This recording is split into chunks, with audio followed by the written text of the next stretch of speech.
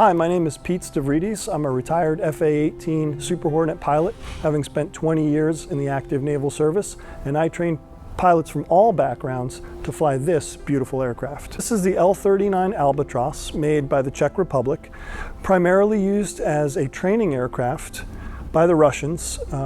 Thousands and thousands of these were made. It's a low-cost, lightweight trainer. Pilots of this aircraft would typically go from this to aircraft such as the MiG series of fighters, MiG-21s, and then on up the food chain.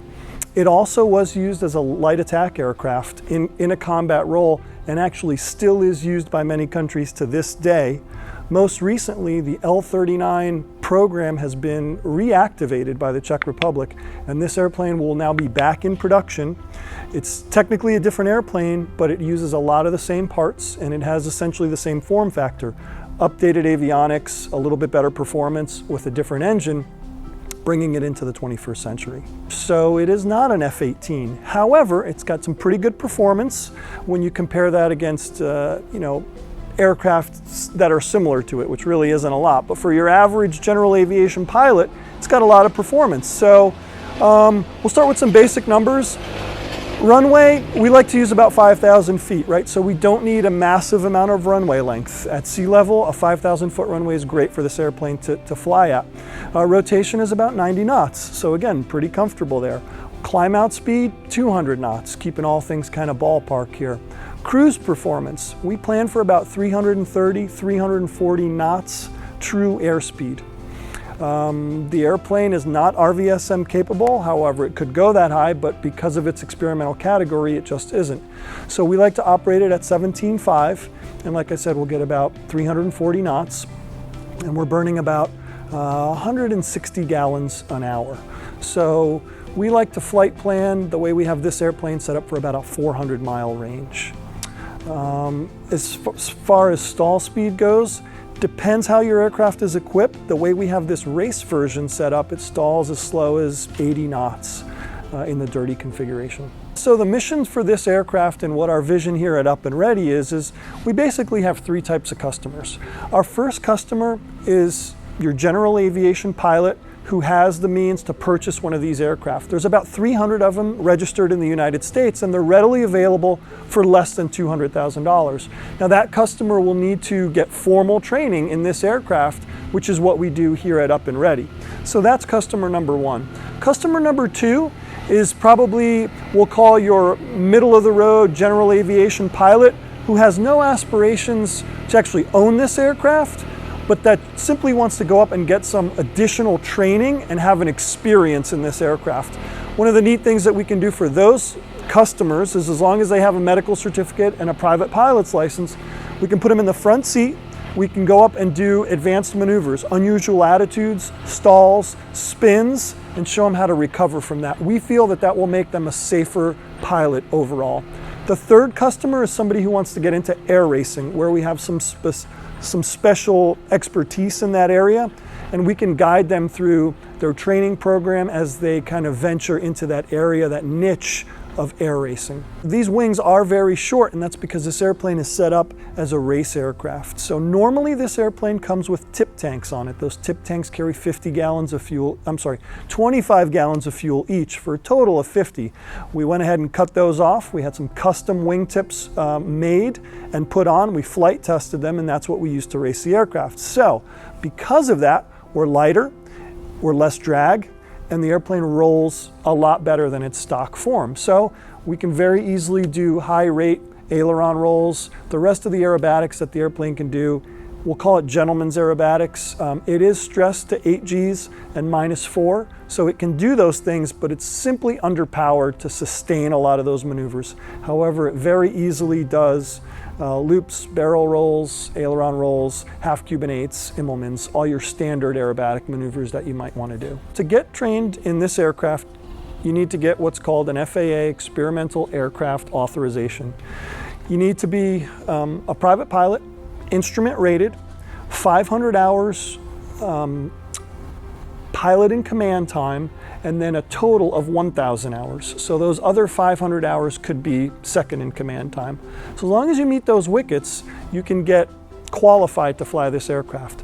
Training at Up and Ready is tailored to the customer specifically. So we will ask a series of questions, see what your background is, and put a training plan together. For the customer that I talked about that has a lot of flight experience, who's potentially buying this airplane, or maybe his company is sending him here to get qualified because he's going to use this aircraft for work, we have essentially a 4-day training program put together. Day 1, 5 hours of ground school right off the bat, where we will cover all the systems.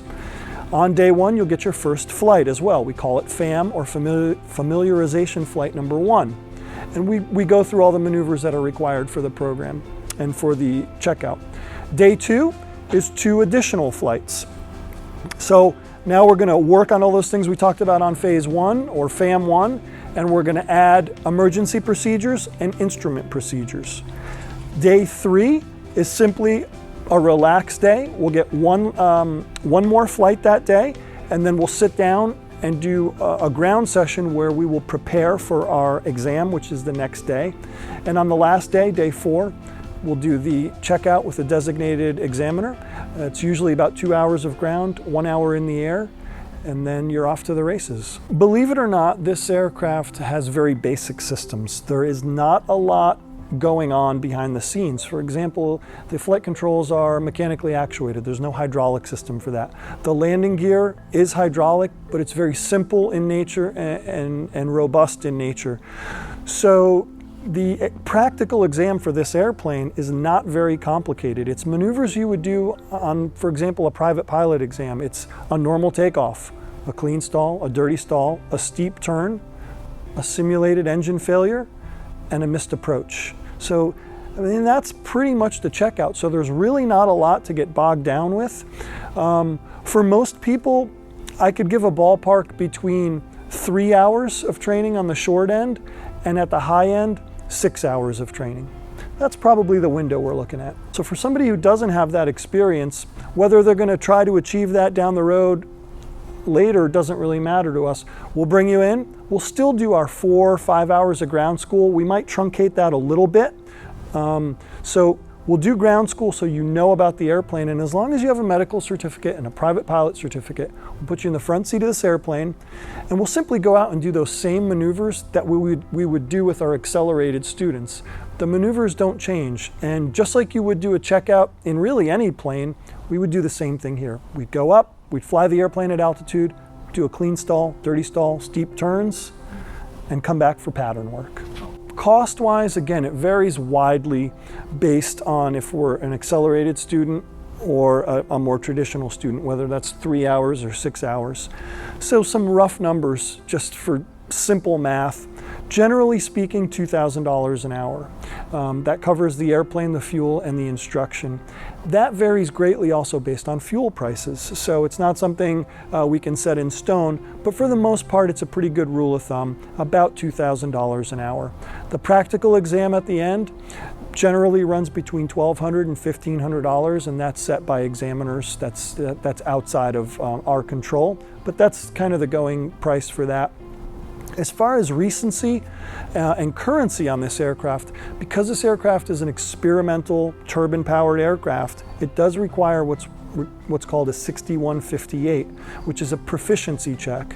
And that proficiency check needs to be done every year in order to carry a passenger.